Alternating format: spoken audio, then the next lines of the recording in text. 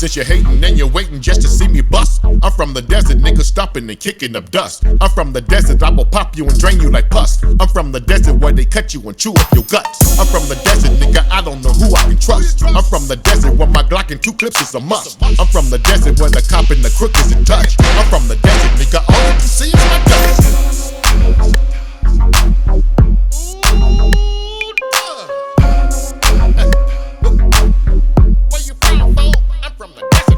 I got a bitch in the 50, she look like she 20. She selling pills to the customers working the dentist. She dressed to kill like she working at leather and Fendi. She give me thrills when she say you got somewhere to send me. Bitch, this the deal and it's just as good a time as any. And I'm for real, leave the money with my nigga Kenny. She give me chills when she working with her sister Jenny. For dollar bills, I keep my bitches pockets empty. I'm from the desert where some niggas and snakes are the same. I'm from the desert where some niggas be faking for fame. I'm from the desert where the police be smoking the cane. I'm from the desert where the police smoke niggas in vain. I'm from the desert where the jury and judge is tame. If you ain't ready for no justice, go back where you came.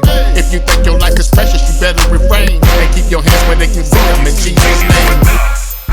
Where you from? I'm from the desert, nigga. See, it's my dust. I'm from the desert, nigga. All you can see is my dust. Where you from? I'm from the desert, nigga. See, it's my dust. I'm from the desert, nigga. All you can see is my dust. I'm from the desert, so take a second to comprehend me. I get a check and I'm selling pussy cause pimpin' in me. I'm from the desert where bitches poppin' their pussy plenty. They get the bag and bring it to me at Uncle Benny. She in the Jag, she had to stop and pick up the Henny. This bitch is bad, she put a pimp in a Lamborghini. Them niggas mad, they frowning up every time they see me. I get the cash and sprinkle dust when you try to beat me. I'm from the desert with crap dealers and trap niggas. We tap niggas, we stack and you retract niggas. We Mac niggas, we Benz and Cadillac niggas. We fact niggas, we send bitches to whack niggas. We pack niggas, never without a gat niggas. Crack dealers, send it through Cash App niggas. We lap niggas, never taking a nap niggas. Slap niggas, sprinkle dust and cat niggas. Where you from? I'm from the desert, nigga. See, it's my dust. I'm from the desert, nigga. All you can see is my dust. Where you from? I'm from the desert, nigga. See, it's my dust.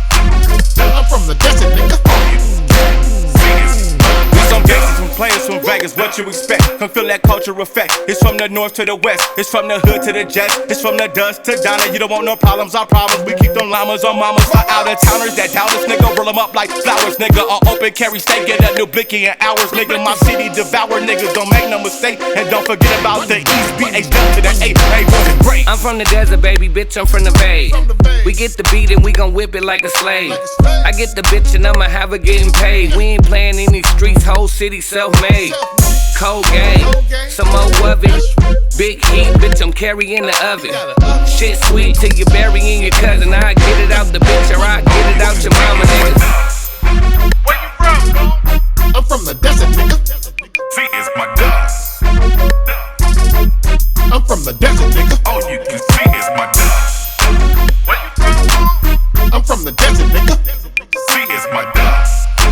I'm from the desert, nigga. All you can see is my dust.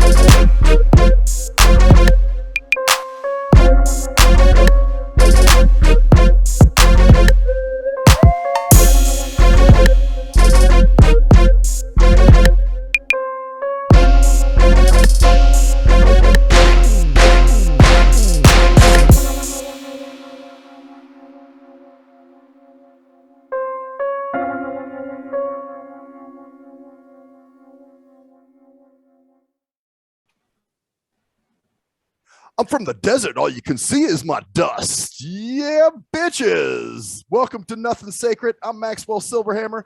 Cruise Control was having some computer issues, so he will not be along for this one, unfortunately. And in the building, man, we have Vegas icon, not legend, because legends are only rumored to exist where icons actually do. Stacy G, what's good, man? Hey, what it do now? How you living, my dude? It's been a minute since I've been back on the circuit, but I'm back. Yeah, what's been going on this whole time? Oh man, well I got out of the game, man, to raise my boys. I had to raise my kids, man, because I didn't want them getting involved with the gang banging type stuff, and now they grown, I can do me. Oh, cool. So that's man. So have your kids ever heard your music? Yes, sir. Oh. Yes, sir. They know my music. My boys know my music. My daughter knows my music. Yes, they do. Some of my grandkids know my music. Yes, they definitely listen. Damn, you got grandkids now too. Yeah, hey, it's hard to say that, but yes. Yes.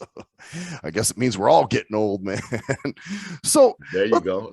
But I love them, man. I love my grandkids, man. That's cool. No, but you took time to do the dad thing and be there for your kids. So that's really cool, man. That's more than I can say for a lot of rappers. You know what I mean? Yeah, I had to, man. I had to be there because they were at that age. It's like, okay, well, I need to be here because if I'm not there, then they can get influenced by other outsiders, and I don't need that. No. And there's plenty of bad shit to get into, especially here in Vegas, you know? Exactly. Man, so, when I talked to you back in the day, you said you've been rapping since 79. So what was that like, being that we're not in New York and we don't really have a hip hop scene per se, man? Talk about that a little bit. Well, actually, we do. We have a hip hop scene. We had a hip hop scene back then. It's just back then you probably didn't hear anything about it because back in those days it was my man Heard 'Em Bad doing he had the hip hop scene going. Okay, Heard 'Em. I have heard that name actually. You've heard of Heard 'Em Bad? Yeah, he used to when Vegas Jay would do the the C's Cotton Club thing over the radio, he would always say Heard 'Em Bad's in the house. So I knew exactly. Now before those days, Heard 'Em Bad was the man. Ah, man. Okay. Yeah, he was the rapper. He was the rapper out of Vegas, but he wasn't born and raised in Vegas. He moved to Vegas. Okay. And so he brought his thing down here with the because I think he came in out of the Air Force Base. Oh, okay. So he's military. Matter of fact, yeah, he was military. So back then, the Heard 'Em Bad uniforms were military. They were like the military uniforms. So it was like the flight outfits that they had. Oh wow! I've actually heard that he did like live drums in his music too. Yeah, well, he had a live band. Period. Wow. A live band. The band was called Soul Connection. Man, that's some history. And what happened with him though, because he was the first one with a major deal out of here. He was on Profile Records with Run DMC. Oh wow. Yep. He took Run DMC on a tour. He brought Run DMC here to Vegas before Run DMC hadn't even done videos. He brought them here. Run DMC and Dr. Jekyll and Mr. Hyde. They were the first ones. They were the ones on Profile Records. Wow. Yeah. Wow, man. And I was totally shocked because I was like, wow, this dude is on the same label as Run DMC, and he brought Run DMC here when they first went out and started doing shows. They did their first show here at Hughes Air Terminal, as a matter of fact. Oh, you know what Hughes Air Terminal is right there on Las Vegas Strip. Yeah, Hughes Airport or whatever they call it now, something like that. They did a show right there in the terminal. Wow, man. Run DMC and Heard 'Em Bad. Heard 'Em Bad was the headliner. That's crazy. Well, you did. It was wild, dude. It was wild back in them days. And he was also a DJ. Heard 'Em Bad was also a DJ. Huh. Yeah. Wow. So the whole town, the whole hip hop and R&B got people back then in those days. The whole crowd followed Heard 'Em Bad wherever he went. Huh. Man, where's he now? He's in the prison. He's in the joint. He's in prison for murder. Oh shit. Damn. Yeah. He went down back in the 90s. So when did you start like recording? Like really just saying, man, this is what I want to do. I'm gonna actually go in and record some shit. I actually started recording. Really, I started recording back in like I'd say, professionally recording, or you just saying recording period? Oh, just professionally recording, like actually putting something out for real. Professionally recorded. I started. I'd say it had to be about 84. Wow. About the summer of 84. Man, I started doing. There was a recording studio out here called Las Vegas Recording Studio on Tropicana. Then they changed the name. Well, somebody bought it and they changed the name to Soundworks. I think I remember that. That name sounds familiar. Yeah, right on Tropicana. And this was the same studio Gladys Knight would work out of and all them, because that's how I found out about the studio. Because back then, Smooth C was in my crew, the POP. Stacy G and the POPs. Smooth C is Gladys Knight's nephew. He's now the general manager of KCP Radio. Oh wow, damn. Yeah, so he was in my crew back then, and he hit me to that studio. And this is a professional studio, the 2-inch reels and everything. Quincy Jones, that's where I met Quincy Jones at Albee Shore in that very studio. That's crazy. So you did some major networking. Well, I know you opened up for NWA, man, back in '88. How was that? Know that? I remember. You were there? They advertised it. Yeah, it was on KCP. They were like, and local talent, Stacy G. I was like, oh shit. Yeah. Oh no, were you there? I know. I was like 13 years old, man. Oh, okay. So, yeah, that was hell of that very show. Is when actually I had met all of NWA a year before that. Because that was 88. That was 1988. Wow. I met NWA in 87. A year before that, they were on the Def Jam 87 tour with they were opening up for LL Cool J. Oh wow. And Eazy-E had introduced me to everybody in NWA, Dr. Dre, Ice Cube, and all those cats back then. Because the way I met Eazy was kind of a tripped out the way I met him, because he was like, I was trying to get in time to Thomas and Mack. I knew the guy that ran the Thomas and Mack. Him and my manager were partners. My manager was also a concert promoter at that time. And he told me, he said, man, Stacy, whenever show you want to get in, hey man, just come on up and talk to a security guard, tell them to get on the radio and call me, and I'll get you a all access pass. I was like, really? He was like, yeah, man. You know, any friend of Mike's a friend of mine, and he's your manager too. So yeah, you're good. I was like, okay, great. Boom. So I was coming down and I was talking to security. I told him, hey man, can you get Pat on the phone, man? Tell him Stacy G is back here at the back door, blase, bam. He wouldn't do it. He started, he started tripping with me, security, and Eazy-E was walking down there. He was coming in the back door. Him and two of his bodyguards, as a matter of fact. And he saw the security give me a bad time. And Eazy just stopped what everything he was doing. He didn't even know me from then. I didn't know him. I knew who he was, but he didn't know me. Right. And he said he told the security guard, he said, "Oh no, he with me. Come on." That's exactly what he did. He said, "He's with me." And he took me to the dressing room and gave me a pass. That's cool, man. And he introduced me to everybody in NWA. Eazy-E did that. Wow. After that, all the parties I started doing, Eazy-E was showing. He started popping up every now and again. Huh, man. At my parties. But he never knew I was a rapper. Eazy never knew I was a rapper. He knew I was a DJ. He just knew I was a DJ. Eazy found out I was a rapper that night you talking about when I opened up that show. That's when he found out I was a rapper. What was his reaction? Oh shit! He looked at me crazy. He gave me a fucked up look, like nigga. So you just wasn't gonna say shit. And you're like, yeah. You know, that's the kind of look he gave me. That's exactly, you know. And it was, and back then, me myself, I know what I was doing. It's like I wasn't trying to be on the man dick and shit like that. Like, dude, come on, hook me up, give me a deal. But I was like, no. Right. He was coming to my parties. I was the DJ. He knew I was DJ. He was cool people. I was cool people. Just so happened that we were running into each other here in Vegas and in LA, because my boy Fela Al, which is my business partner today, he would take me to clubs in LA, and every time I turn around, Eazy was there. He would run right into me. Man, damn! Every time I see you, you pop up. Everywhere I'm at, you pop up. Even out here in LA, I was like, yeah, you know, man, you know how I do it. That's crazy. And you guys never did a track. Did you guys ever do any tracks together? No, we never got a chance to, because what happened was, like, that show that I opened up for him, Dr. Dre, as soon as I got off stage and went to my dressing room, Dr. Dre ran to my dressing room and said he wanted to produce me. Oh, right. Wow. So I was like, really? He's like, yeah. He's like, man, the way you commanded that stage, and the way he's like, man, that performance was outstanding. I was like, okay, well, cool. So I thought he was bullshitting with me, right? Mm-hmm. And he gave me all his info. He gave me his numbers and shit. He said, man, come, after we leave here, we're going to Dallas to do a show, but we'll be back in LA on Tuesday. He said, call me, and you know, and we'll set it up. I was like, all right, cool. So I called him that Tuesday, and he answered the phone. He said, I need to come on down this weekend, man. We're gonna get started, blase. I was like, oh shit. And it was on from there. And so I started going down to LA every weekend. I would drive to Dre's house.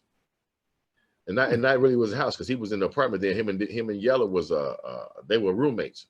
and they were staying in apartments in Paramount, California. Wow.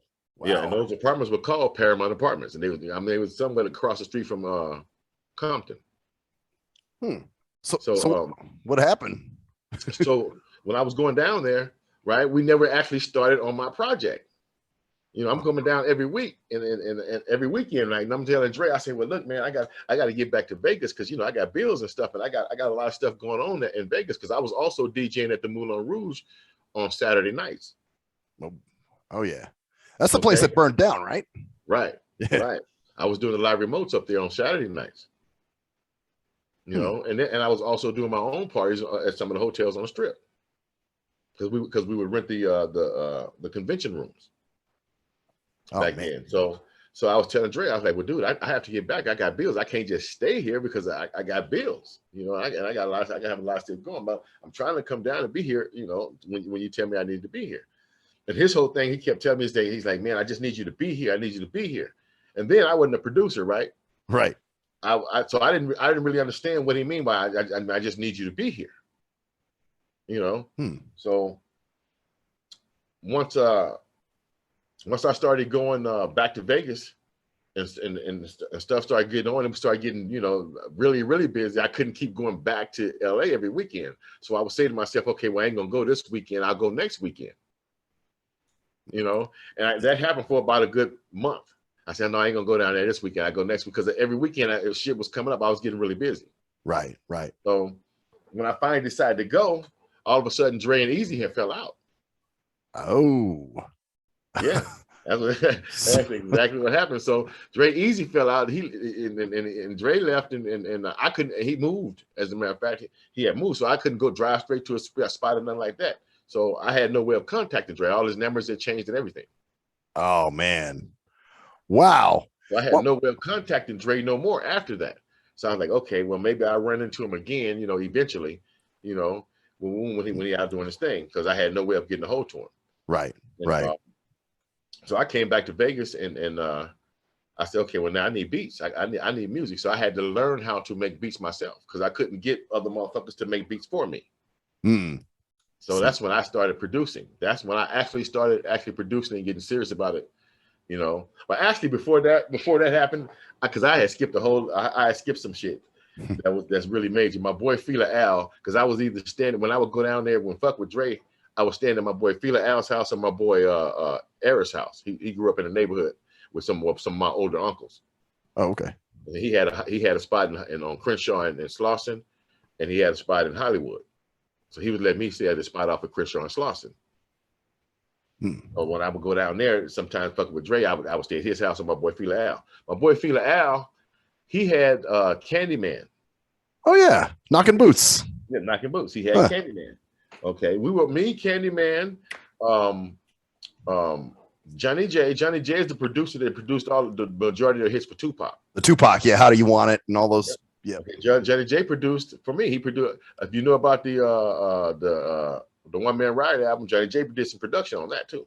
Oh yeah. You know, I was just playing that album today. As a matter of fact. Yeah. Well, you go back, Johnny J. The one I really know that I can remember he produced was Pimpin' the Plan, because he took that cameo and did. I was like, damn, dude, that's dope. And he said, okay, you want that one? I got you can take that one and do what you're gonna do with it. I was like, okay, yeah, that's dope right there.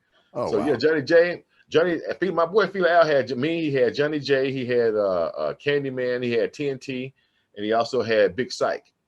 Oh wow! Psych, before Big Psych became with Thug Life and Tupac, we had Big Psych was on the label with us. Damn. Yeah. See, this is stuff that a lot of people don't know. This is exactly how Pac got hooked up with Johnny J, because Big Psych went back up north in Cali, and he heard and Tupac heard the production, and Tupac wanted Johnny J to produce tracks for him. Man, and that's how Big Psych became part of Thug Life, I guess, huh? And that's how Big Psych became part of Thug Life. Damn. Yeah, exactly. This is great. This is history. But you know, you touched on something else, and I had to go over here. Because all that was really involved in that story. I'm telling you, that's why I said I actually left something out in between that. So okay. Now you know, with all that going on. When I lost my contact with Dre, my boy Fila Al got me a major deal with Pump Records, which was a subsidiary of Capitol Records. Mhm. So I had this major deal with them, and that was the One Man Ride album. Yep. That was the one that one came out, but with that deal, I fucked that one up myself because I had called a drug case. Oh shit. The very same day that album came out and was released, I had called a drug case. Oh fuck. The very day you're like X-rated, man, getting arrested the day your album comes out. The day that motherfucker came out, I was in jail, and motherfuckers was in jail talking about, what the fuck is you doing here? We just got through playing your shit. God, I shouldn't laugh, but it is kind of ironic. Hey, it was funny to me at the one time. All I could do was laugh because it was funny to me. Wow. You know, and so while I'm in jail, I'm supposed to be on a promotion tour. I'm supposed to be on a promotional tour with Spice One and Tupac, and I think it's the Ghetto Boys. You know, so they go on the promotional tour starts without me because I'm in that weekend. I'm in jail. I'm in jail the whole weekend. Oh. And once I get out, I found out about the promotional tour. My boy Fela Al calls. He upset with me because he's like, man, what the fuck is you doing? The record company been trying to get a hold of you and such and so because he was the one who got me that deal. Right. So he was really pissed off at me, and I didn't want to piss him off. You know what I'm saying? Because he had all the hookups. Everybody knew him in the industry. He was the one got Candyman. And Candyman would have never got on Epic Records without Fela Al. Wow. So he pulled a lot of strings, that dude. Oh, yes. Fela Al. Everybody in the business knew this guy. I was shocked because I didn't know how many people knew him.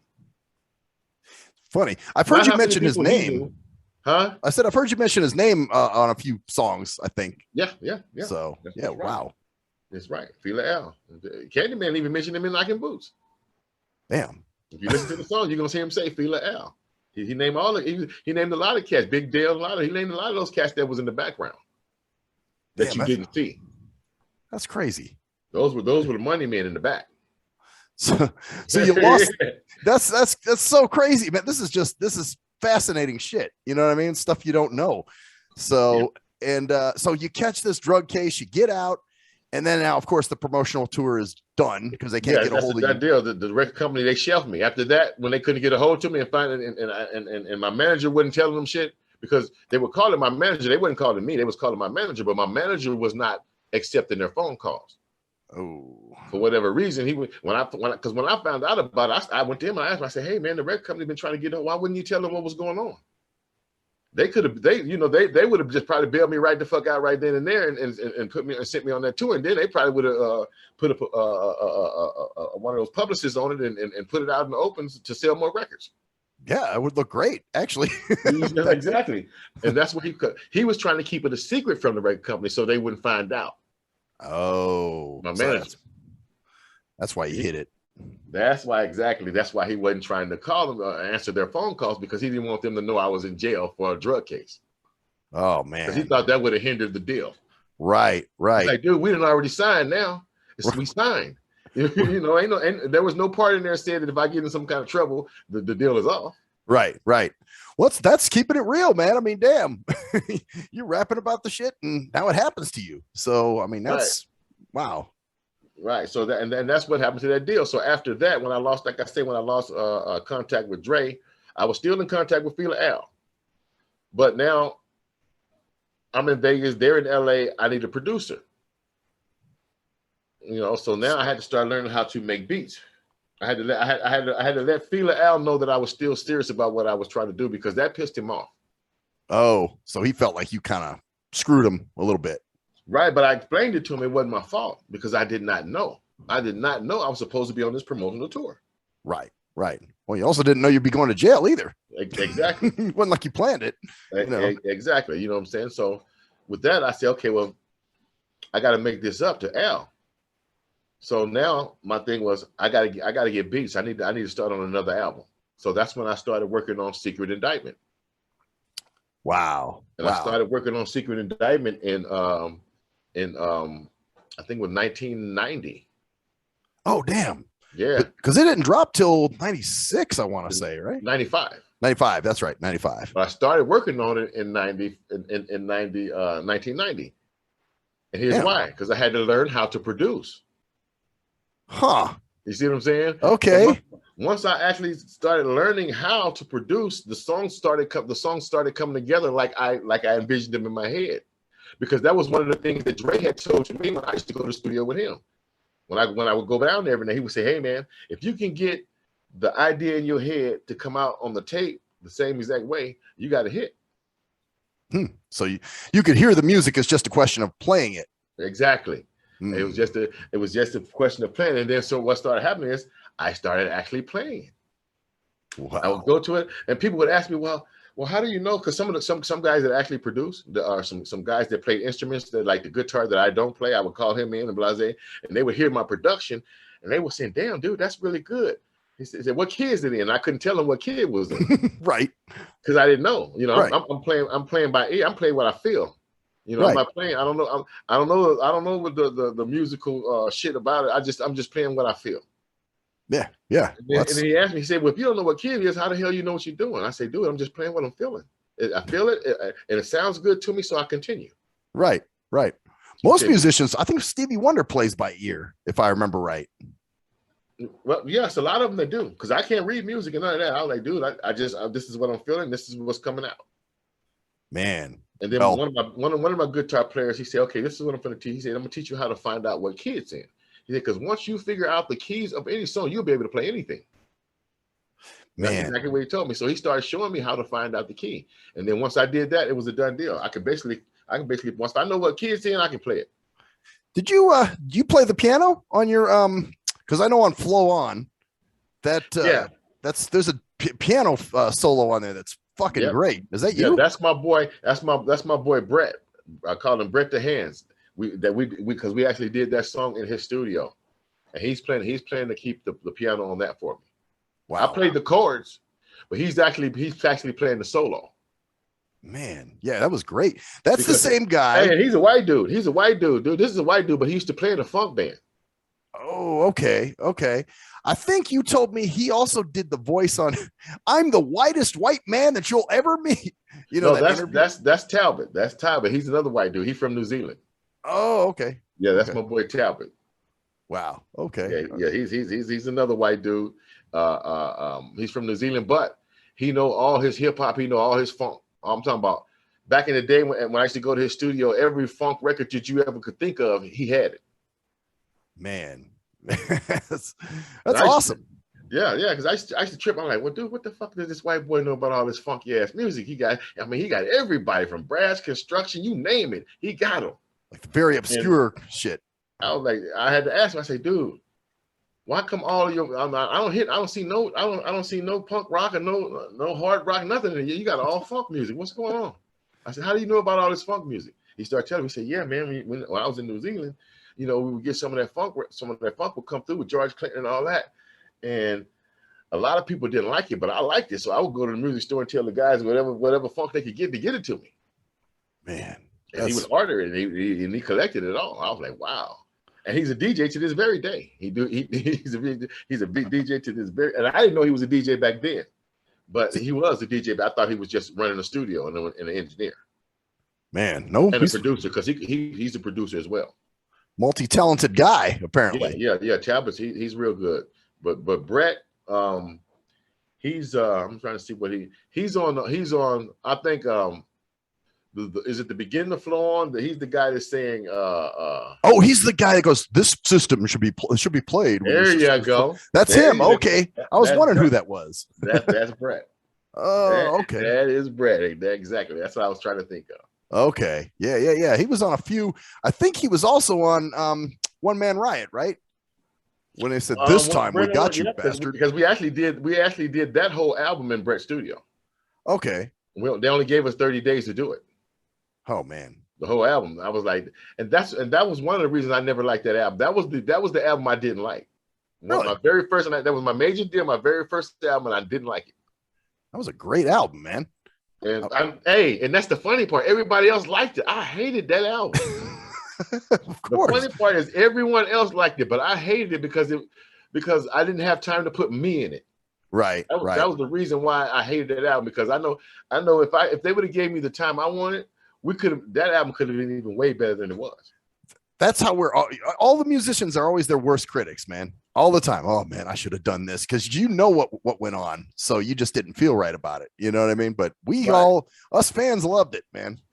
Well, yeah, that shocked me because I'm like, damn, they actually like it, because I just hated it because I figured like, oh, you know what, they're gonna fuck around and shelf this album, because I just, when it was done and I started listening, I didn't feel it. But Spice One started rapping the shit to me. I was like, oh shit, people actually really like this shit.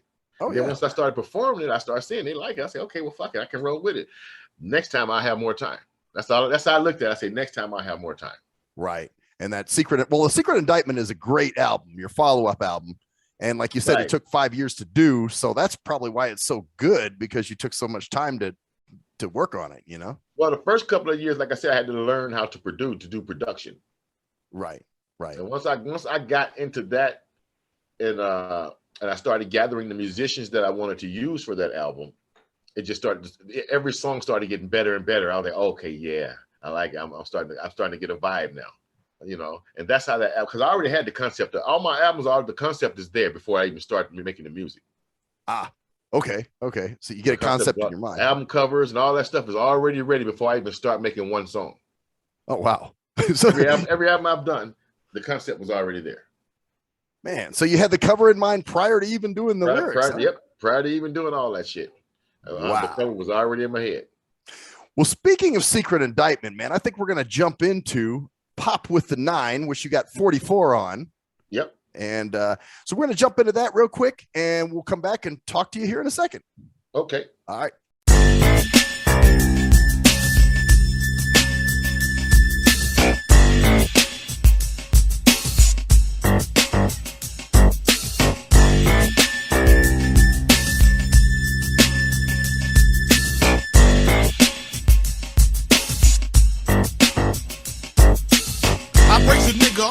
Him off something proper. They call me G, and like the Nina, I'm a heart stopper. I break a nigga off and break him off something proper. I'm 44, and you know that I'm a heart stopper. Pop with the 9, put you to rest with your chest bloody. Pop with the 9, put you to rest, nigga. Pop with the 9, put you to rest with your chest bloody. Pop with the 9, put you to rest, nigga. Pop with the 9, put you to rest with your chest bloody. Pop with the 9, put you to rest, nigga. Pop with the 9, put you to rest with your chest bloody. Pop with the 9, put you to rest, nigga.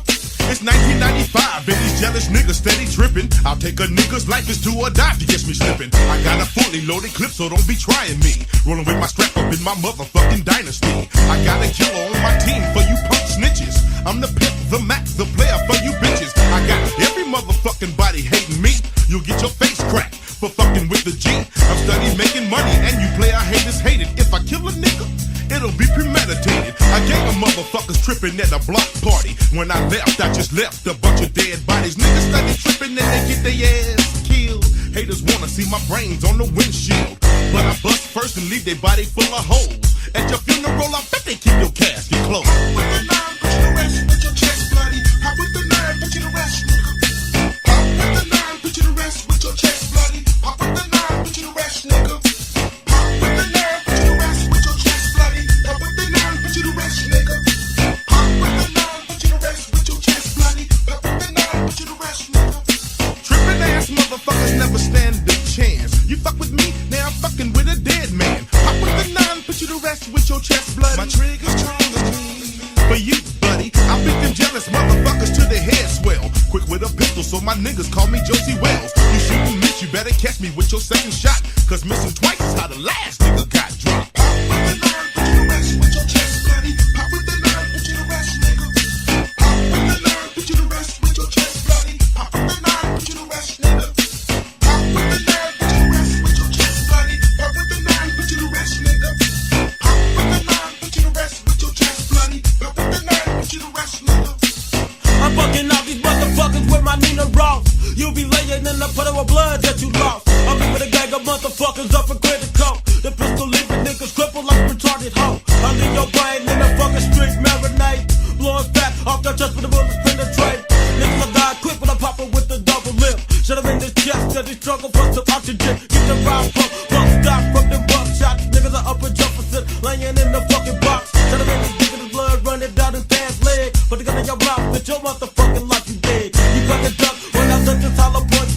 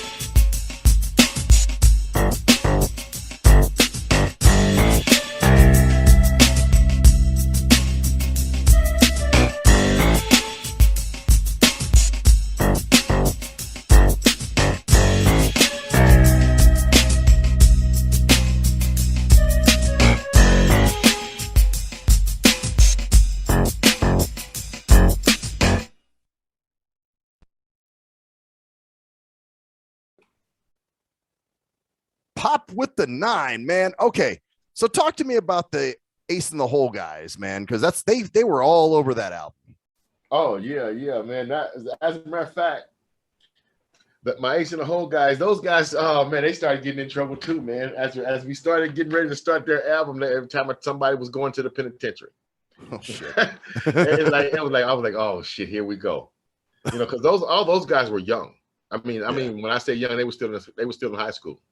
Oh, yeah, oh, shit, man. Yeah, so all those guys, 44 actually wrote that song "Pop with the 9." Oh, really? Yeah, that was one that. I mean, if you listen to the lyrics, you'll know. If you listen to those lyrics on that song, and then you listen to anything that he ever talks about in his lyrics back then, he was all about the shoot 'em up, kill 'em, bang bang guy. So if you listen to that whole song, you're gonna know that was basically okay. Yeah, 44 wrote all that shit. Man. Well, one of the guys, I think you told me you had an issue with him and you wound up tearing up his contract. I can't remember. Oh yeah, that was C Smoke. C Smoke, okay. Yeah, C Smoke. I had to tear his contract because once Tupac passed away, he thought he was the next Tupac. Oh boy, that was his problem right then and there. Because what happened was, I had signed a deal. As a matter of fact, with the Secret Indictment album, I signed a deal with a record company called Smooth Sailing. Okay, and but I gave them 6 months to put that album out. 6 months. That's all I gave them. They had, because the album was actually finished. It was already selling. I was already shipping it out and overseas and everything. Once I signed that deal with them, though, they didn't like the fact that I was still selling the units. So they made me pull the units out of all the stores, and they took all the units from me because now they own the song. Oh hell no. So they technically they had, I could, because they own the song now. They don't really own the song publishing wise, because I owned all the publishing and shit. But they own me. They own the CD rights of selling it. Oh man. So I couldn't sell it no more. Damn. Oh, that's why I can't find it anywhere. Right. Because I had to pull it off the shelves. Fuck. Okay, yeah, because I was actually looking. I downloaded a bunch of your songs off YouTube, but they all have that stupid thing in front of them. Download this song for free at youtubepromo.com. I'm like, oh fuck. Right. And that's basically other people selling it. That's not me, but you can get it you can go to my website and you can get it. You can get the CD. Okay. Well, so now you tell me. You can go to my website, iarlv.com, iarlv.com, and you can get that joint. You can get it right then and there. Man, I think I'm going to do that. Because that's right now. I just got those songs I downloaded off YouTube, but they all have that stupid thing in front of them, so I had to be very discriminating as to what I could play on here. You know what I mean? Yeah. You could actually buy the physical on that one, or you could download it for free on my site. Oh, you can download songs. You can download songs for free off that on my site. You know where I'll be. You know where I'm going. Yeah. So wow. All you do is when you go to my site, just hit the free download button. Boom! It'll take you to all the free downloads. Okay. Whatever song, it'll get whatever song. It'll probably be some songs that you haven't even heard. Well, that's even better. I want to get more. I put some unreleased stuff on there as well that we were going to do on the Ace in the Hole guys that we did, but once they started getting locked up, I just never released any of it. No, man. That's too bad too. No, dude, because we were going on. It was time we were getting ready to go on tour with E40 and Too Short and Snoop and them guys, and then all of a sudden somebody was in jail. Oh man! I'm like, dude, come on, really?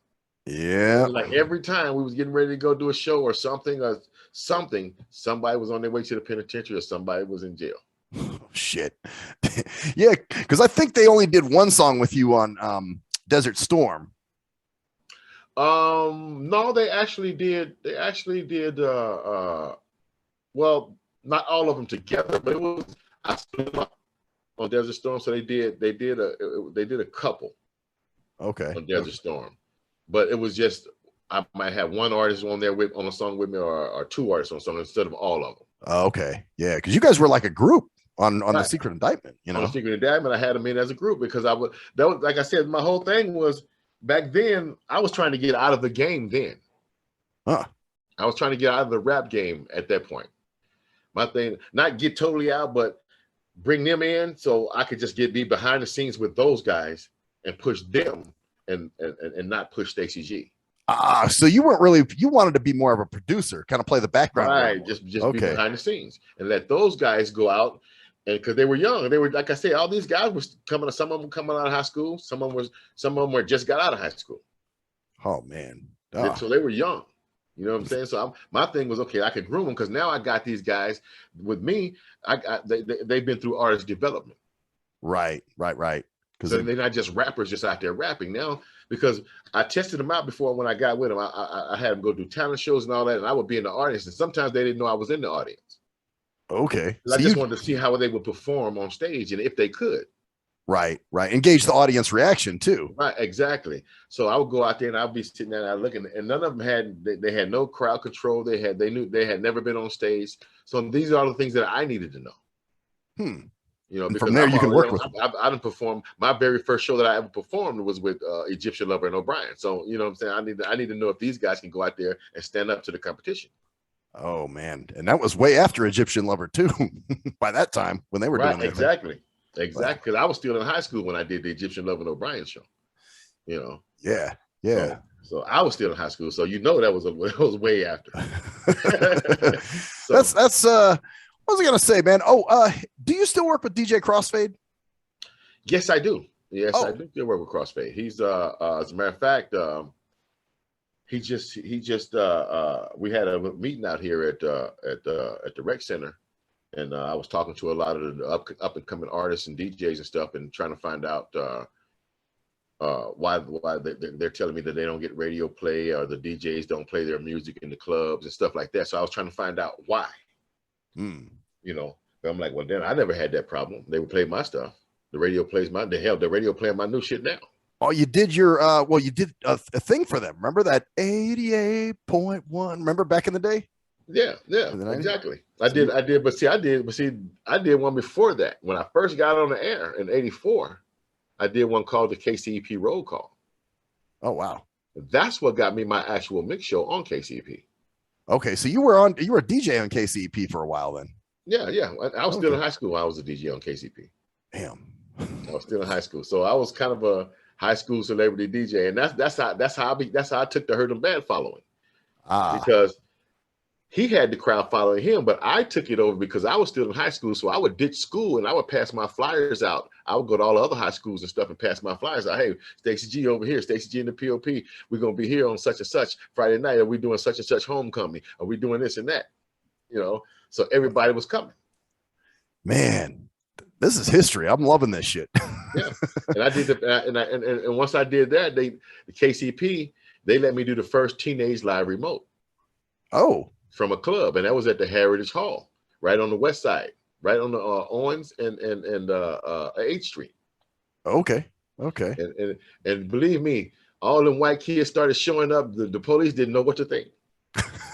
What they are like, they doing here? What the fuck is going on? What the hell are you these white kids doing over here with all these niggas? What the fuck is going on? Are they buying drugs? What's going on? What they really didn't understand is that these, I was like, look, these white kids love hip hop just as much as these black kids. Yeah. You know, that's what they didn't understand. And when they knew, when I was going to all them different high schools and I was ditching class, hey, that proved to them, well, these white kids love it because they coming to the west side to get them some hip hop. Right. Oh yeah. Well, it used to be like that, man. It was weird because, you know, like in our neighborhoods, nobody was playing that stuff. You know? So we had to go. So that's how I was able to mix the crowd, because nobody was mixing the crowd like that. Definitely wasn't getting them to come over in the black neighborhoods. Man, they came over without a sweat, didn't care, they didn't give a damn. Only people gave a damn was the police, because they was wondering what the hell these white kids was doing over there. What do they want there? Yeah, what's going on? Right. But man, it was so great. We started taking that shit on the road. Well, tell DJ Crossfade what's up for me, man. I actually years ago he had me write. I think he was on probation or parole or something. He needed a letter of recommendation written. See again. There you go. There you go. See what I mean when I say either somebody was on their way to the joint or in the joint. There you go. So that you already know. Yeah. You well, he knew what was going on. I guess he recognized me from your in-store that you did at Odyssey Records. Okay. For Desert Storm. That's the one where you had the limo and you had donuts in there. Right. Okay. He probably did. So he came up to me. I don't remember where it was, but he came up and he's like, "Hey man, I'm Stacy G's DJ Crossfade." I'm like, "Oh, okay." So we exchanged numbers, and then he called me and was like, "Hey man, I need you to write a letter," you know, and I barely know the dude. So I'm like, "Okay, I'm a fuck. If it's going to keep you out of jail, I'll definitely do what I can," you know? So we met up, we went over to Kinko's. That's before I had a computer, and I typed him up something, you know, that looked fairly decent, I guess. And afterwards we went to Dairy Queen. He said Dairy Queen. Oh shit. I don't know what the fuck we went to Dairy Queen for, but we went to Dairy Queen. Now, that's funny as fuck. Okay, let me think about this. So I'm assuming, don't say nothing. Let me just gather it. I'm assuming you went to Kiko's on Decatur and Sahara. Nope, it was the Kinko's over here on used to be on Maryland Parkway. Well, okay, that's right, because the Dairy, that's right, it was a Dairy Queen over there too. Yeah, because that's where I live. I live over, you know, Flamingo area, so Flamingo and Eastern. Right. Okay. So, but yeah, that sounds like Crossfade though. That sounds just like him. Oh, it was Crossfade. But it was weird. I was just like, damn. I think he took the bus down to see me or something. But a cool dude, man. I'm glad he's still around. Yeah. He I had to stop fucking with him for a while. This is my thing with Crossfade, and I told this to him too, and to his face when he got out of the penitentiary, because back then Crossfade was, you know, he was treating me like I was his daddy, so he was acting like those teenagers. Okay, but Crossfade is closer to my age. Oh, okay. So he's acting like a kid, but yeah, he's an adult. right. So he's acting like the kids that I'm developing as artists, and they still in high school and shit like that. Dude, you my age, you ain't got no business acting like these kids. Yeah, at that point. Right. And you trying to do the shit that they're doing and all that. You know, what the fuck is your problem? Wow, man. So once he started getting caught up and getting, every time I turned around, he would catch a dope case. He would call me, "Hey man, I'm in jail, man. Come bail me out, blah, blah, blah." So I would bail him out, you know, and I just got tired of bailing him out. I'm like, dude, you're not my child. Right. This is your responsibility. Bailing you out every time you turn around, you go to jail and you keep doing dumb shit. Right. Man. You know, yeah. So he got mad at me. He got mad at me because well, man, you supposed to be my homie, you know. So I just told him, I said, well, dude, just consider us not homies no more. Because if I got to bail you out every time you go to jail, we ain't gonna be homies. Okay. So there was a long period of time where you guys didn't even talk. Yeah, it was a period of time where I stopped fucking with him because his train of thought was totally different from mine. And when that happens, I cut motherfuckers off quick. Man. That means your path, the path you on, is totally different from the path I'm on. Right. And all that's gonna happen if I keep fucking with you, you'll fuck around and get me caught up in that bullshit you in. Yeah. No. Exactly. No. Plus you're doing music, you know what I mean? So right. So that's why I cut him. That's why I cut Crossfade off. And every now and then after I cut him off, he was in and out of the penitentiary damn near every time you turned around. Damn. In and out. I was like, yep, man, that was the reason I started fucking with you. Well, hopefully he's straightened his shit up by now, man. Well, he said he has. He said, I'm fucking with him again. Okay. Well, I guess you'll find out. I'm fucking with him again. He's back. I'm back fucking with him. So he said he has, but you know, you have to take a man for his word. His action speaks louder than words to me. So he said he has. I'm gonna see once shit gets started and going, and we get back and start doing shows again, which is gonna be real soon. I'll find out where he at. Man, I guess so. You'll learn real quick. How about there was another dude you used to know. There were two guys, Tim Dog and Chill. Oh, Tim, yeah, because Tim directed my video. And Chill, I just saw him the other day. He's doing TV shows and shit now. Okay, yeah. Chill took me to the bank because I was on Video Flavor, that Tim Dog's old show. Okay. So he took me to the bank to get some money out for Tim Dog. So cool dude, man. Real cool dude. Yeah. I just saw him. I just saw him Friday night. As a matter of fact, they invited me down to come check out what they were doing because the female he's messing with has she's got the network hookups with CW and all that. Oh wow! So they're trying to get me to get involved with what they're doing over there, and I told him, okay, well, let me check it out and see what's going on, and then we'll take it from there. So that's what I'm doing. But Chill, yeah, he's doing cool. And Tim, I haven't saw. Okay. I haven't saw Tim in some years because you know he directed all you can see is my Dust video in the Dust Ball, video with me and Sugar Free. Oh, okay. Yeah, he was the director of those videos. Damn. Okay. Yeah, because he was always doing, like I said, he had the Video Flavor show that was on Channel 33 for a couple weeks. Right. And then it went. I don't know what happened, but anyway, it went sour. But Well, you know how that go. Yeah, and that's basically the same. That's basically the CW, the Channel 33 and all that. That's the CW. That's what I'm saying. This old girl that I'm talking about that chill with, she got the hookup on that. Okay. Yeah, that's what they're doing. So they're trying to get me involved in that. Huh. We might see some Stacy G TV. You just might. Just might see it. You know, if things work out like I want them to, it's definitely possible. But now they have it going around to where you don't have to be local. You can do that on Roku. Oh yeah. Yep. I know a lot of people getting into the Roku thing. You know. Yeah, exactly. Because who just did that? Just told me about it. Lonzo Williams. Oh, you Williams. know Lonzo, huh? Yeah, Lonzo just told me to say because he was supposed to interview me on his show, but he wants me to get on his Roku thing. The homegrown media, that he's doing. I just interviewed him, man, back at the end of November, actually.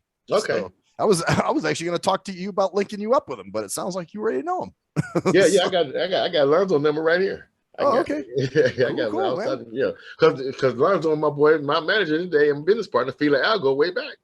Oh yeah, I guess they would with that whole connection. They go way back. Him and Fila Al go way. They got. As a matter of fact, Lonzo interviewed Fila Al. So you go back and check out one of the interview with Fila Al, and they was actually talking about Pac and all that shit too, and why what happened to Johnny J. So you might want to check out that interview. I will check that out. Yeah, that's damn okay. Fila Al interview with Lonzo. Yeah, Fila Al interview with Lonzo. Yeah, man, they chopped it up on there, and but Al didn't go as deep as he could have went. Right. But yeah, it's just a lot of shit, man. It'd be a whole bunch of shit behind the scenes that people don't know, like with NWA. Yeah, you saw the movie, but shit. Oh, the movie didn't show you shit. Well, and I've heard there was a lot of misinformation and other stuff too, according to Lonzo. It's a whole bunch of shit. That's what I'm saying. The movie didn't really show you shit. The movie basically showed you what they wanted you to know. Right. Which is what anybody would do if they put on a documentary or a movie about themselves. Okay, this is what I need. This is what I want you to know.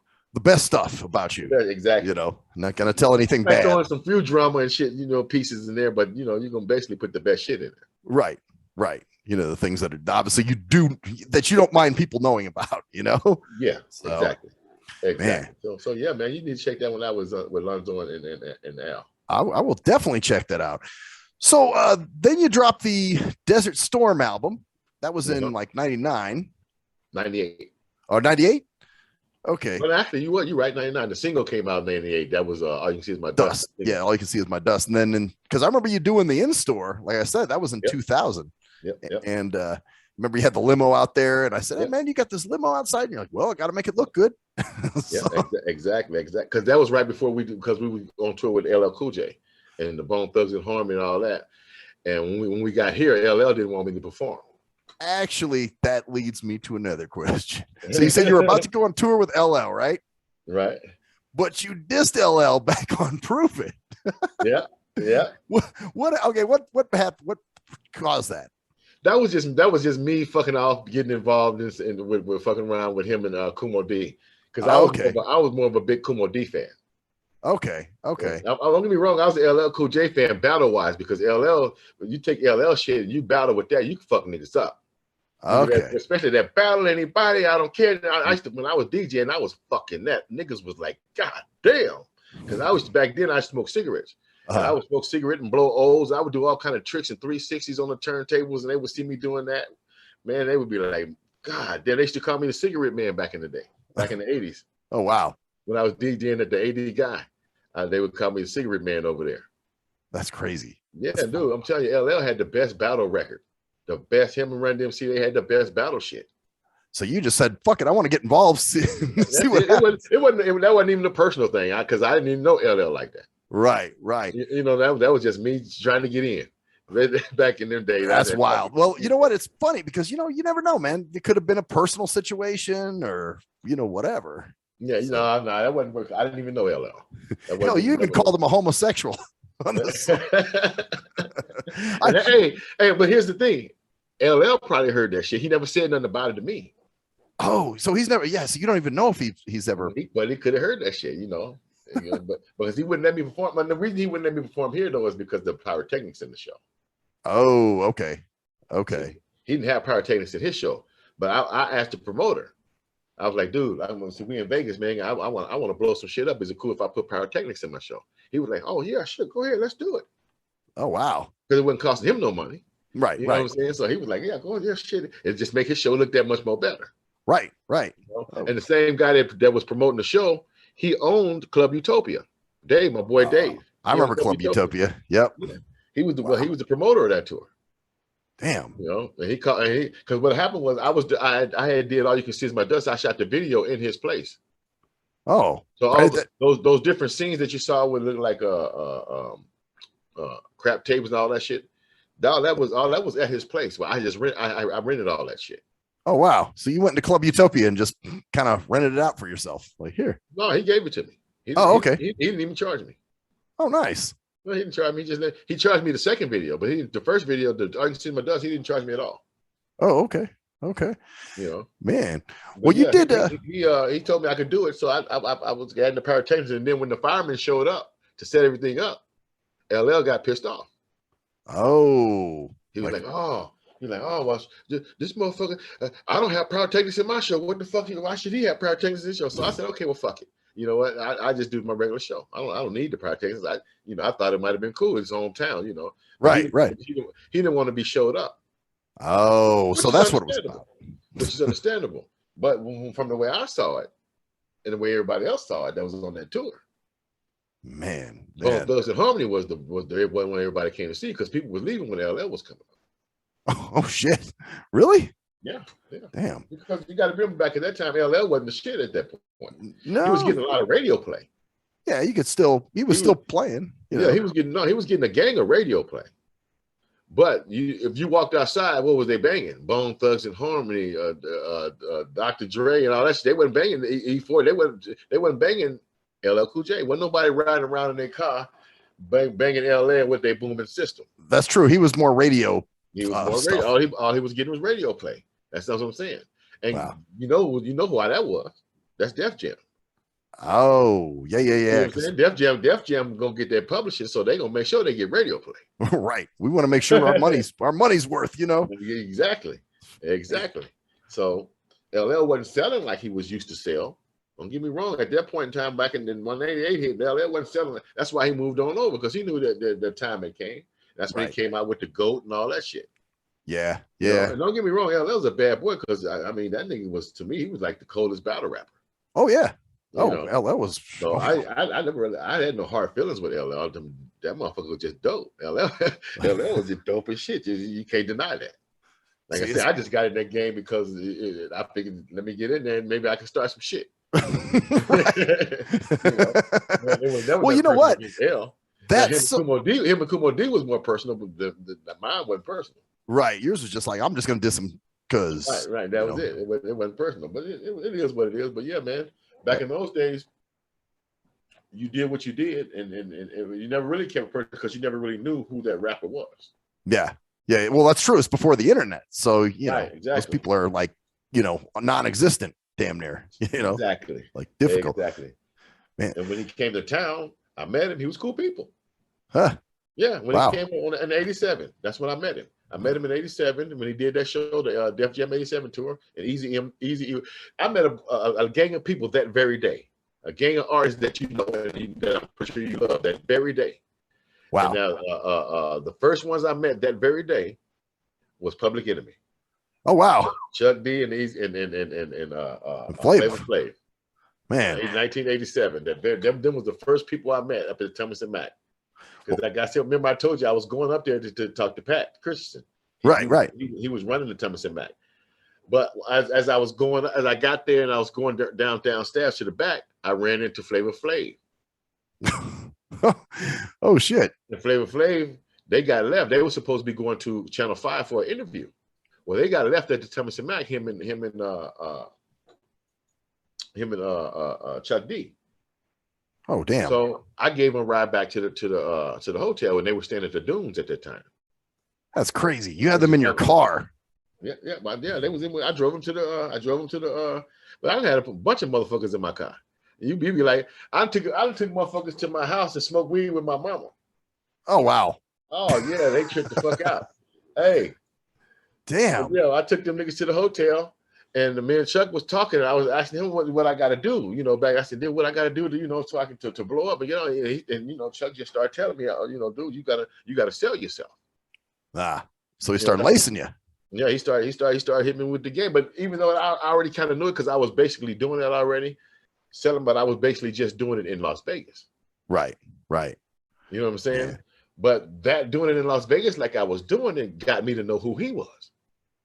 Yeah, that's it got me to meet Chuck D. It got me to meet LL. Got me to meet the doctor. All the people, because me promoting myself got me to open up shows for all these stars.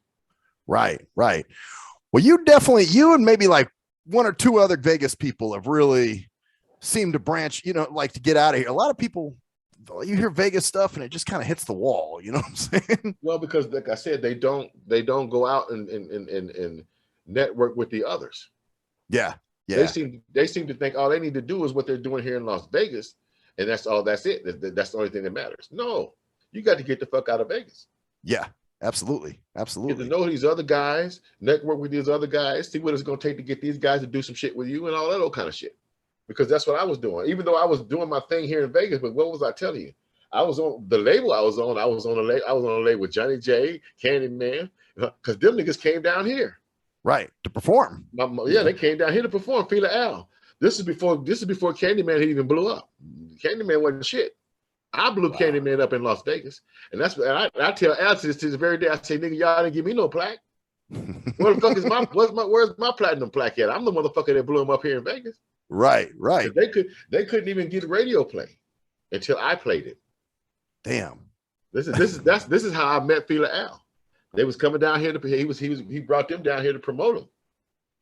Candyman and his group TNT and all that. He brought all them niggas down here to promote them. So they was performing at clubs down here. As a matter of fact, they performed at C's Cotton Club when Vegas J was DJing up there. Oh damn. Okay. They performed up there one night. And then once I started doing the Rouge, C's Cotton Club shut down. Yeah. And once I started doing the Rouge, he brought them back. But they didn't perform, but he was trying to get radio play. Man. So he took it to the radio station and KCP wouldn't play it. Oh shit. They wouldn't play it. But just so happened that night I was on the air. I was DJing at the Moulin Rouge on the live remote. So you put it on. Fela Al brought it to me. Say, hey man, why don't you play this? So I listened to it in my headphones before I played it, right? Right. And I loved it. I was like, oh shit, this is gonna work. Oh hell yeah! I played it right away. Boom, and the dance floor just blew up. Oh wow! I mean, everybody just went crazy, and I was like, see, this motherfucker right here is hot, And the program director, LC. Yep, remember LC? He was big guy. He was the one that wouldn't play it, but he was in the Rouge that night when I played it. And he saw that dance floor. Guess what happened? That Monday it was in rotation. It was in rotation on the radio because I was the guy that I didn't have to follow the radio rules.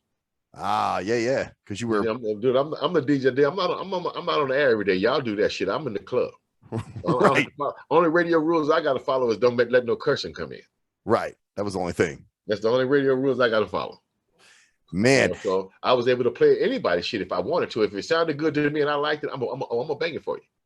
But that's a big problem out here, though, man. A lot of the local stations don't like to play local music. I had an issue with what's his name, Warren Peace, back in the day. Yeah. So same thing with him. I did too, but I handled him real well. He'll tell you he was on KUMV back in the day. Yep. When All You Can See Is My Dust first came out, he wouldn't play it. So I went right in there. Me and my boys went right up in there and ambushed his ass and made him play it. Oh, he did actually play it? Huh? Yeah, I made him play it right then and there on the air while I was standing there. Nice. Yeah, I made him play. Awesome. I said, yeah, you gonna play this motherfucker today, nigga. You ain't gonna play my shit. I said, you ain't gonna play nothing else until you play this. Right now, you're gonna be in this motherfucker with a bunch of dead air. I went right in because he wouldn't play. I went right in there because see what he didn't realize was my partner was on KUMV before he even knew what KUMV was. When I was in high school, the first radio station I ever got on was KUMV, so I knew where it was. Yeah. I think it was out of a bathroom back then, wasn't it? No. Oh, okay. It was upstairs It was upstairs above the student union room. Same place. Okay, same place where it was. Same place where it is. And then see the thing about that is I used to do parties in the student union room.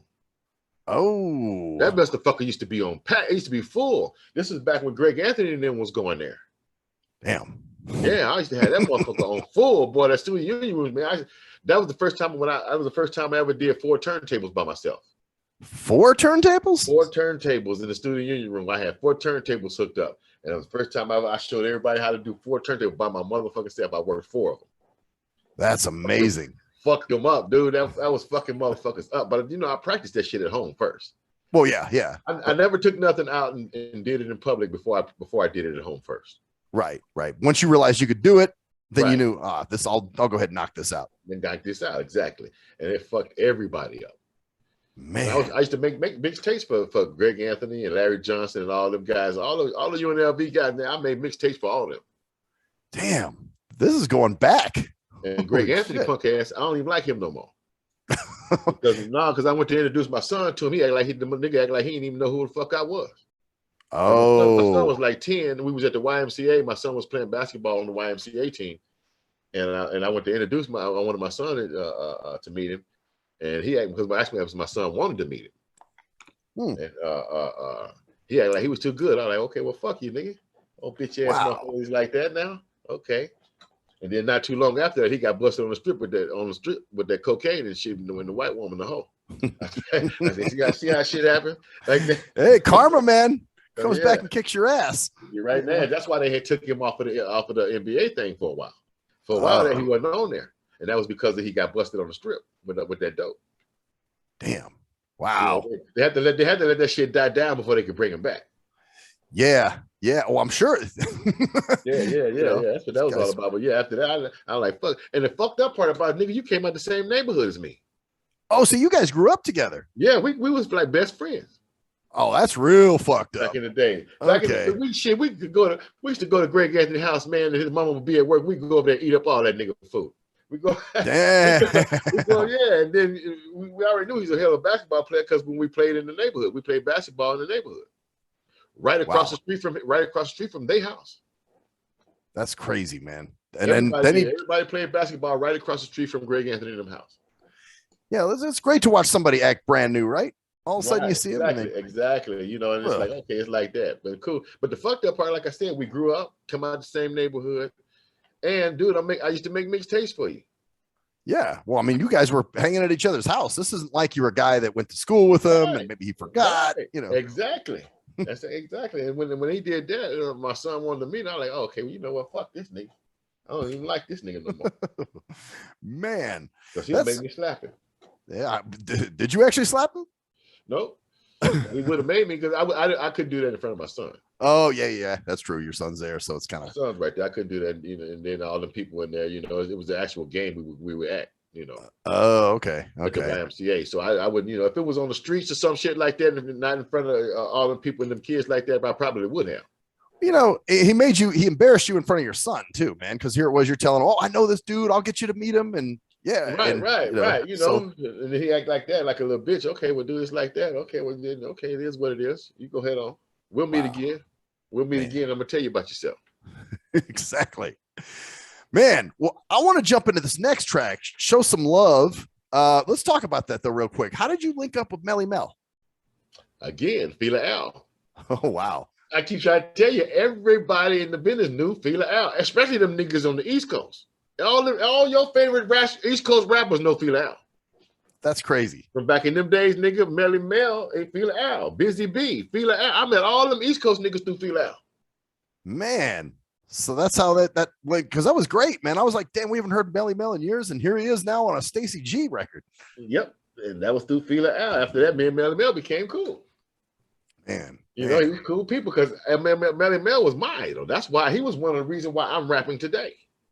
Oh, that must have been amazing to do a song with somebody. That was I was totally shocked. I was in awe. Wow. Because when I wrote the song, I had him in mind on the hook. Huh.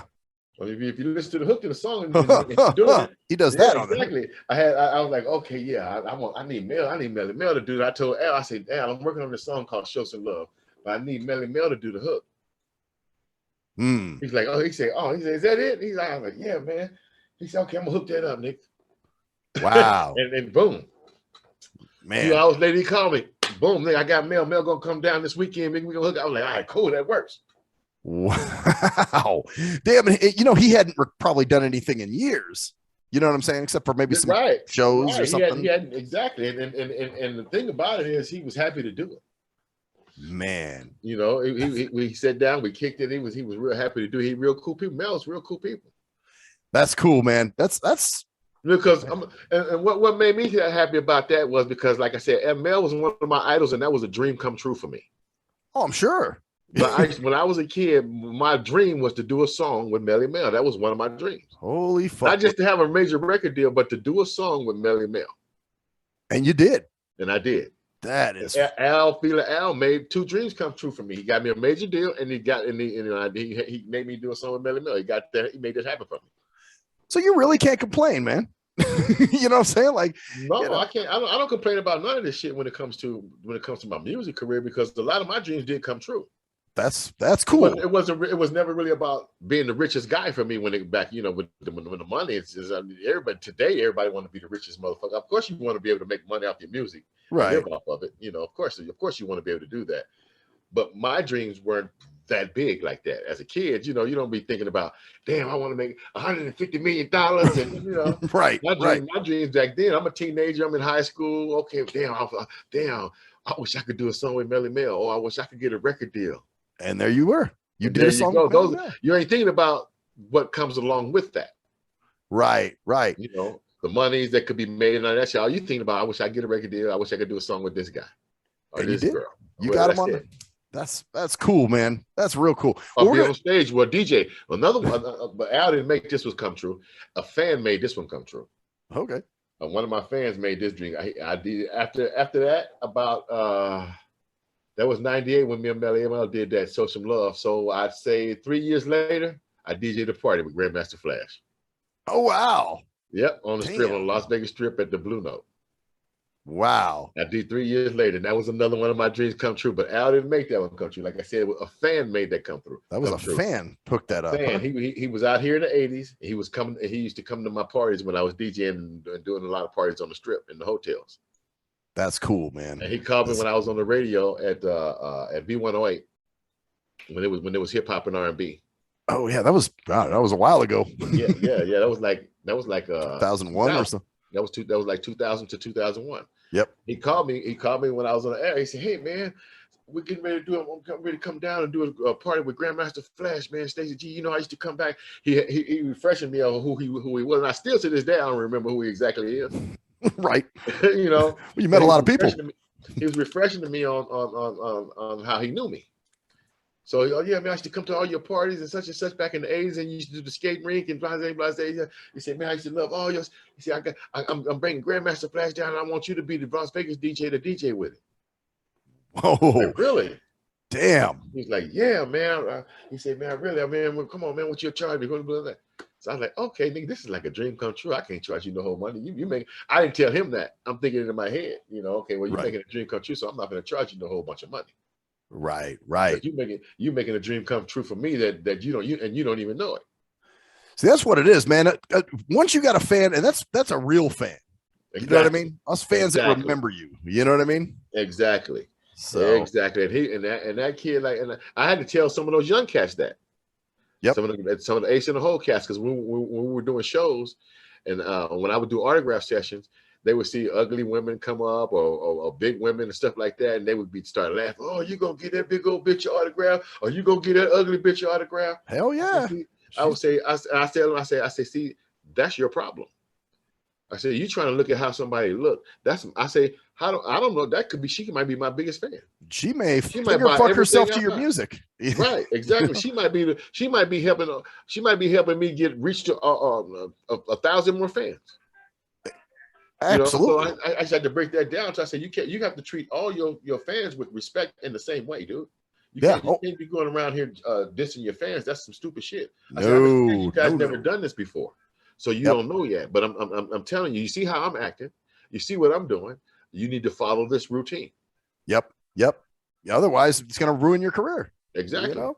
So yeah, With social media, they can tell you they throw all kind of shit out there on you today, and then that shit start spreading like wildflower. Hell yeah! You put the wrong thing up there, they're gonna have fun.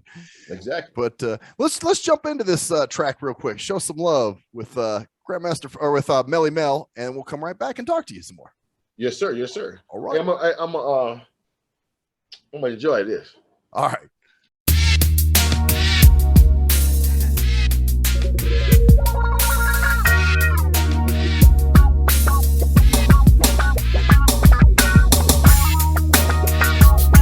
That's right.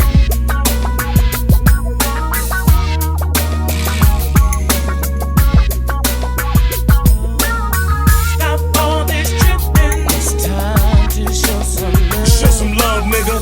Stop all this tripping. It's time to show some love. Stop all this tripping. It's time to show some love. Show some love, nigga. Stop all this tripping. Stop it. My pockets keep telling me keep my mind on my paper. My conscience is telling me keep my eyes on these haters. Envy and jealousy is the black man's foe. Like Moses said in the Bible, let my people go. Haters and traitors, they synchronize to invade us. But we niggas with heart when we ride, they can't fade us. 17 with a case, possession with the intent of you just trying to help our mama on the food and the rent.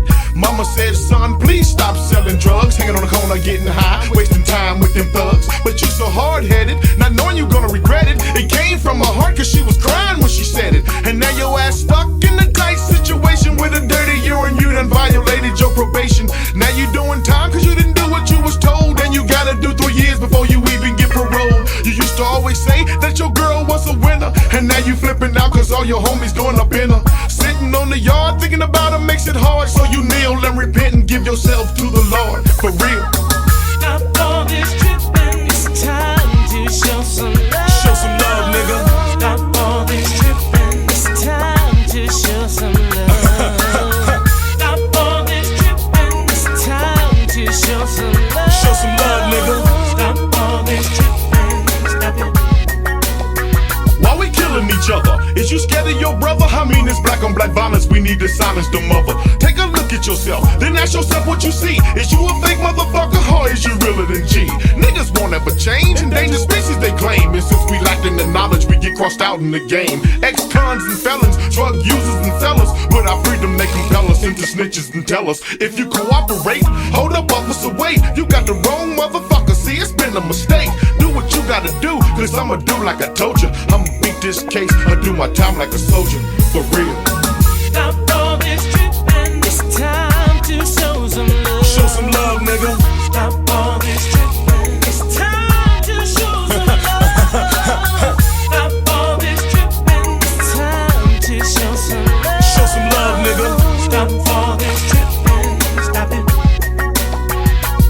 Now everybody wants to be that next Dawn. Don't make me on fool, what kind of next shit you want? You got the sack, the chronic, the booby trap, the triggers and the figures. Who needs another dope dealing nigga? The pen is flooded with niggas who run it with 50s and 100s. Little kids thinking they is who they wasn't. The house and the yacht, mad spots and tall mail that never fail. Trying to make that bail on that crack sale. That Chris style, that white beach sand. That suntan is only making money for the man. One day you got a mint and nothing to worry, but in a hurry you got your Jerry in the law library. To state your case, rewrite your writ. You used to be it, but the Fed hit your spot, you not shit.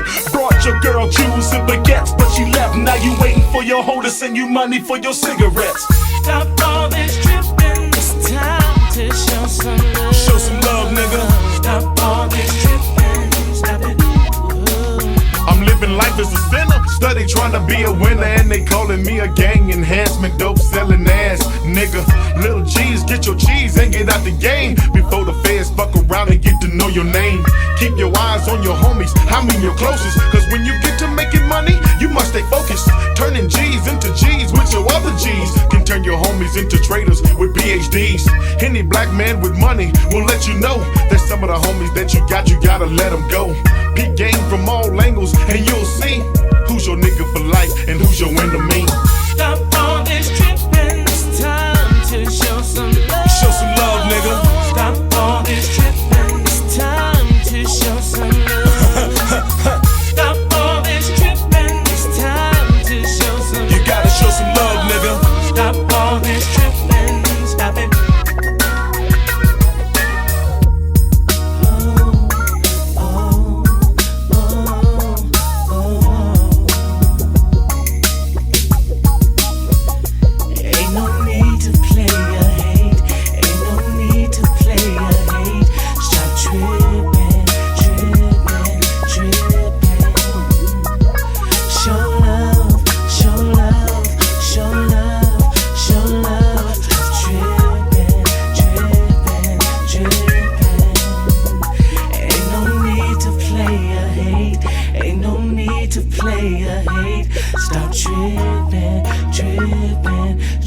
Show love, show love, show love, show love. Stop tripping, tripping, tripping, tripping, tripping, tripping, tripping, tripping.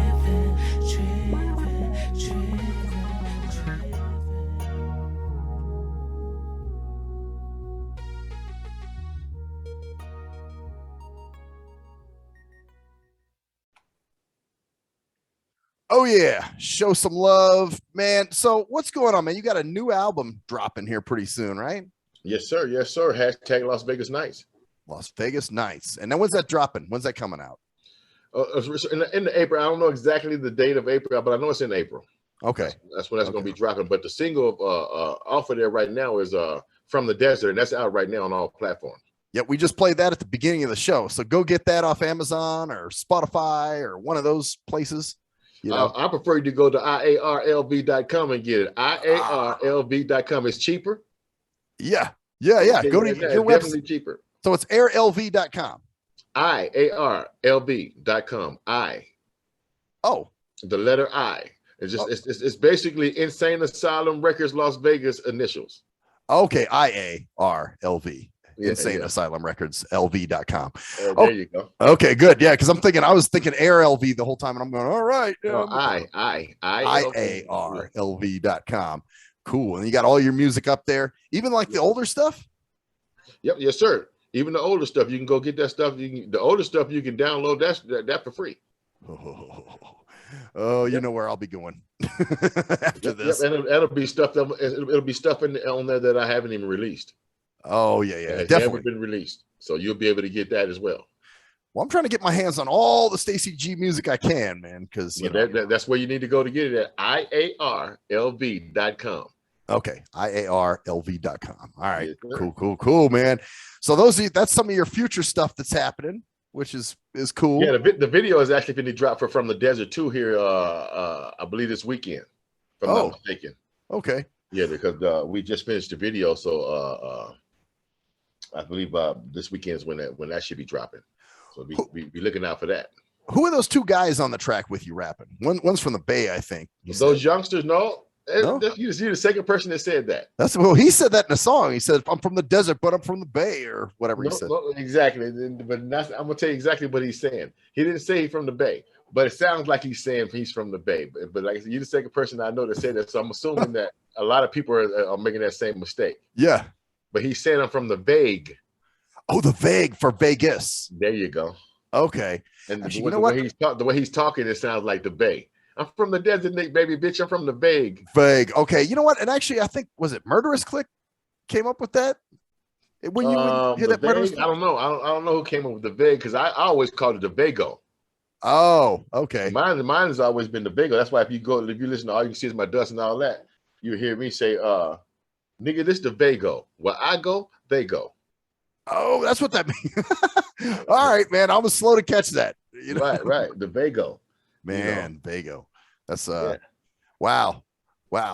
Man, well that's great, man. So now that your kids are grown and you're back doing music again, is this just you kind of just doing it for fun, or are you actually? Oh yeah, I'm actually now I can just do me. It's just me having fun. Oh, okay. When you hear this whole album, you're gonna say, okay, this nigga done tripped out, because you'll be able to hear and feel the fun that I'm actually having on it. Oh, okay. And it's mainly me. Okay. I got some LVN cats on there too, but it's mainly me and Pimpy Doo. Okay. Oh yeah, the two you were starting to tell me about the two guys on the desert track on From the Desert. Yeah. That's like I said, that's my boy A1 is the first one that comes after me. Okay. And the other guy that you were talking about that says From the Bay, his name is Tony Take. Tony Take. Okay. Yeah. Those guys, those young cats, they just some younger cats that's coming up. Okay. And I'm trying to get some of these young cats, and get them out there, and let them do their thing, get that exposure as well. Man. So yeah, be looking for that hashtag Golden Nights album. Go to hashtag Las Vegas Nights. Las Vegas Nights. That's right. Las Vegas Nights. My bad. Hashtag Las Vegas Nights, not Golden Nights. Hashtag Las Vegas Nights. Vegas Nights. Okay. And go to IARLV.com. Get you some music. Get your That's Stacy right. G fix. Yes, sir. Yes, sir. 'Cause Get that. Get you some Vegas, baby. Get you some Vegas. But because it's been a long time for me, I'm just like, man. Oh yeah, that's why I say when if you know my old projects, and I know you do because you was able to name them, so I did skits and all that shit, and this new one, and nothing's changed. Oh, good. I love the Nothing skits. changed. It starts out with skits. The whole album starts out with skits. So you're gonna be like, okay, this nigga then tripped the fuck out. Good. I love them skits, man. Those are some of the funniest. The Chicken George thing you did on. This has always been my dream, man. Exactly. See, people love that. Everybody here that love that shit. You know? That's good. But this album is full of that. Man, so it's gonna be some nice shit to hear you coming up out the desert, because there's not a whole. I mean, I guess there are rappers coming out of here, man, but they're not really. Yeah, I don't know. Like you said, what's happening is, and what I've been telling, and this is why they don't get radio play, and this is why some of the DJs say they don't play their stuff, because it doesn't sound professional, and they won't get radio play. And I know this because I've been in radio since high school. The reason they don't get radio play because they don't have radio versions, and I just had a meeting last Tuesday, and I talked about this with these cats, with some of them, not all of them, some, but they don't have radio versions to their songs. And it's not mixed properly. Right. Well, like you said, if it's not mixed properly, then the radio station is going to refuse it. Just period. Because with the compression and the signals and shit, the frequencies and stuff that goes in radio, if it don't sound right, then they will not play it. Yeah. Well, that I understand. If it just doesn't sound, if it sounds too bedroomy, you know what I mean? Right. And that's basically what a lot of these stuff sound, because they think what's happening is a lot of these guys go on YouTube and they get these presets for with their programs and all that, and they use that to do every song. Oh, for the same song, a bunch of songs. Yeah. Yeah. Right. They do the same shit. So it's everything basically the same presets for every song. And what I try to tell artists is, look, dude, every song is like a body. It's different. Every body is different, so every song should be different. Right. You can't use the same goddamn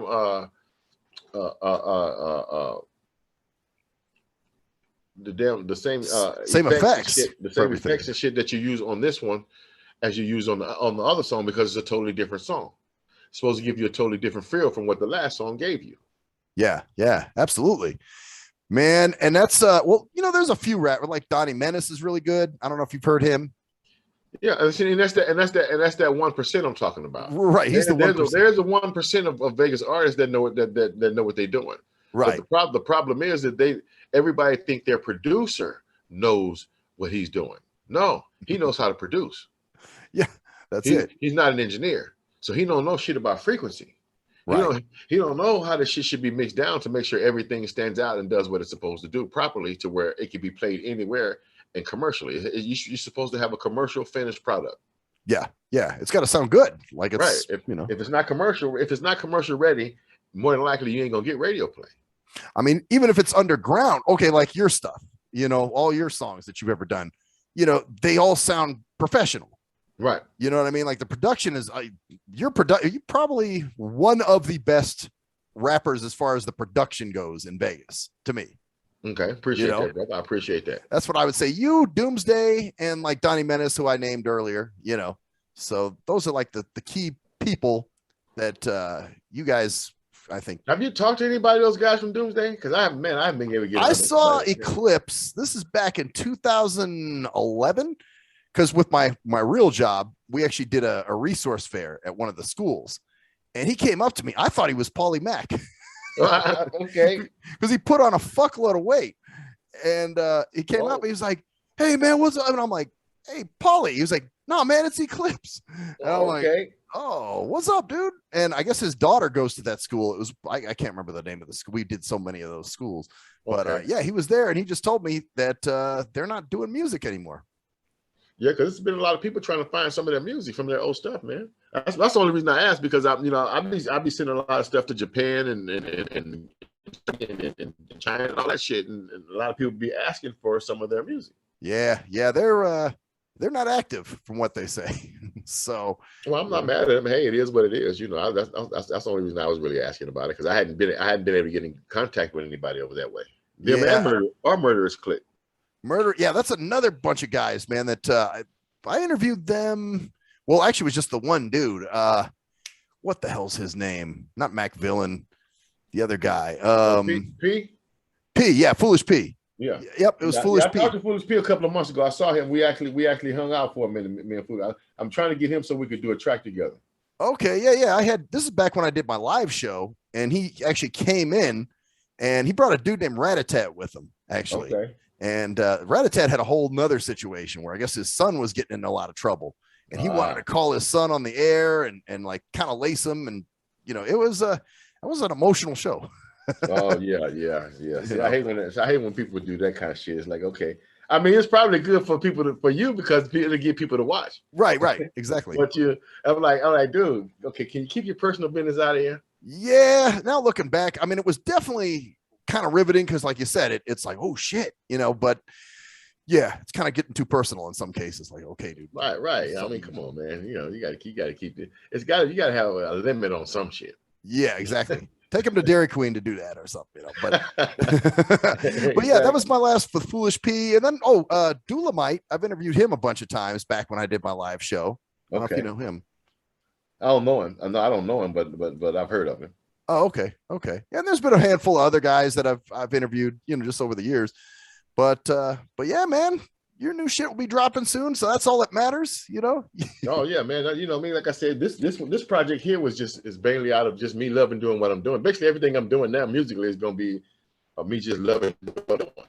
You're doing it because you love it, not because you're trying to make money or trying to blow up or any weird shit like that. You're just not fun. Really. It's not. I mean, of course you want to make money and you want to blow blow up at the same time, but I'm doing it because I love. Otherwise, if I didn't love doing it, I wouldn't be sitting here making music anymore if I didn't love it. Right. Oh, you'd be surprised. Some people, they just do it because they think they're going to get some money out of it or they'll blow up. But I think that's part of the problem too, man. But it's never been about the money for me. That's the thing about this with me. All my years in the business, it was never really about the money. Yeah, absolutely. I've always done this shit because I love it. I love everything about hip hop. Right. Well, that's the thing. You got to do it for that. If you're doing it for the money, you're doing it for the wrong reason. Right. Exactly. So, and that's what I see. Because I love making music. When I was a DJ, I figured I didn't think I would ever stop being a DJ. But once I learned how to produce music, it was just a totally different feel for me. I was like, okay, I love this shit. Right. To be able to create, because playing other people's music and having a party, okay, to me that was easy. But being able to make a song that people dance to, that's hard. Oh yeah. Yeah, because it has to be able to grab people, and you never know what's going to grab people. Yeah, exactly, and that's fun though. At the same time, it's fun because you don't know, but then you never know. Right. Well, it's like they say, to throw the turd at the wall and see if it sticks. Yep. So sometimes you put something out, and like you were saying, the One Man Riot, you hated the album, but all of us loved it. So everybody else loved it. You never know what people like. You're right. Because I damn sure did. That was the one I did not like, and I hated it that it was my first time around with a major deal. That's funny. Because I was, like I said, I was just working out to that today, man, and I forgot how dope City to City was. That was a great song, and Ho House Blues. Fela Al wrote that. Oh wow. Yeah, it's a great song. See, Fela Al can go back and tell you stories about Ice Cube. See, Ice Cube stole Fela Al style. Oh wow. Really? Yes. Fela Al was doing that kind of rapping before Cube. Cube was rapping like the Beastie Boys. Right. Where Fela Al had that hard edge, like how we know Cube for now. Yep. See, that was Fela Al. That whole style was Fela Al. But Cube ran with that shit. That's dope, man. That's dope. Yeah. Cube was he was rapping just like the Beastie Boys. Him and the.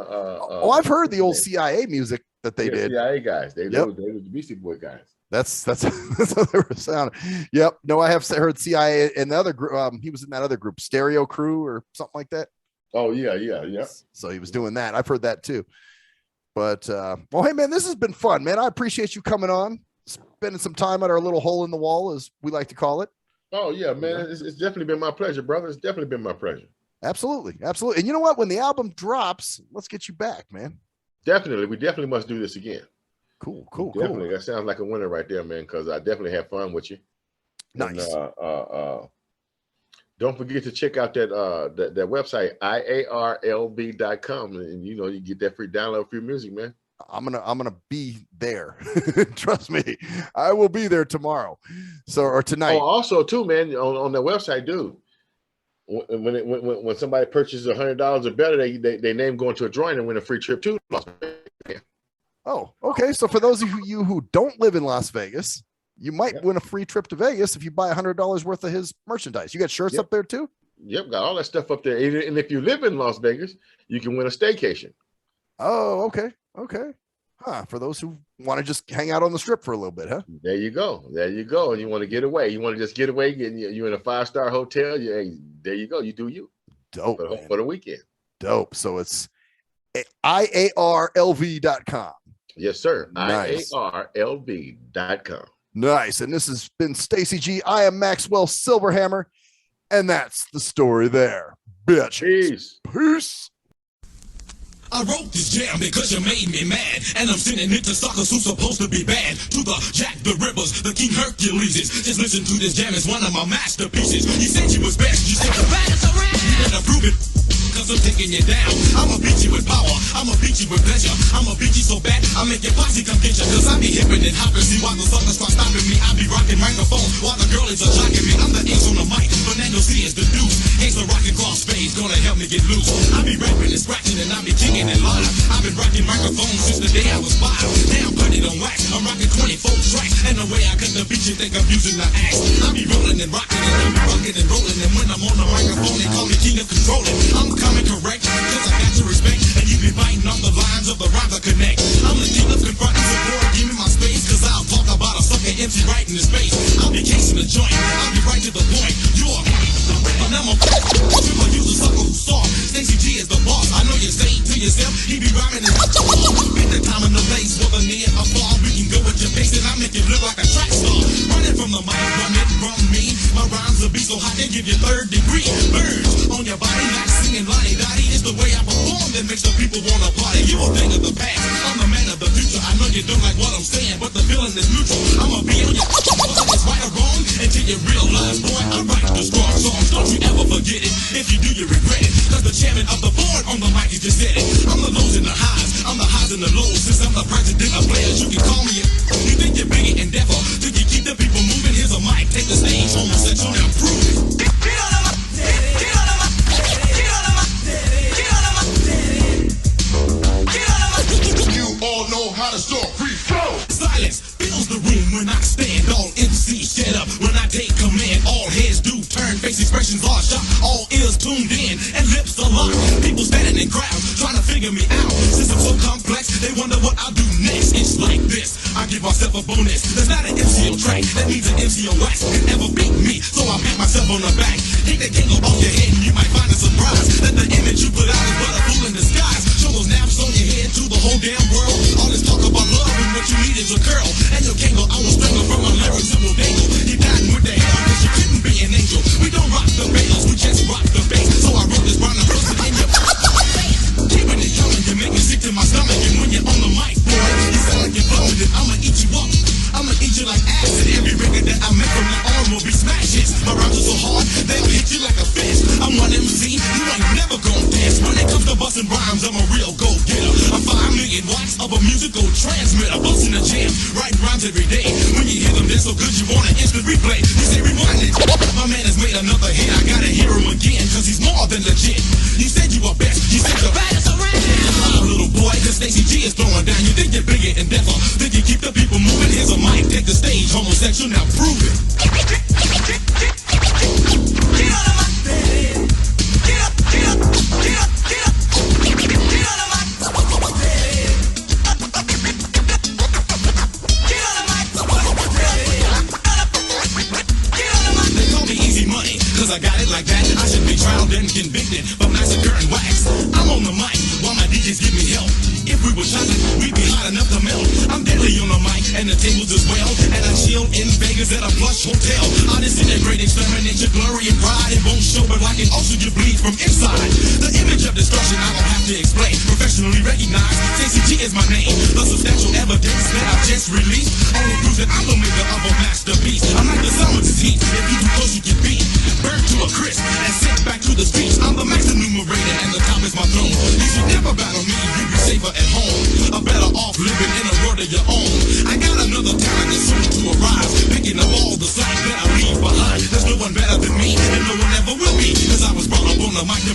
hundreds of feet.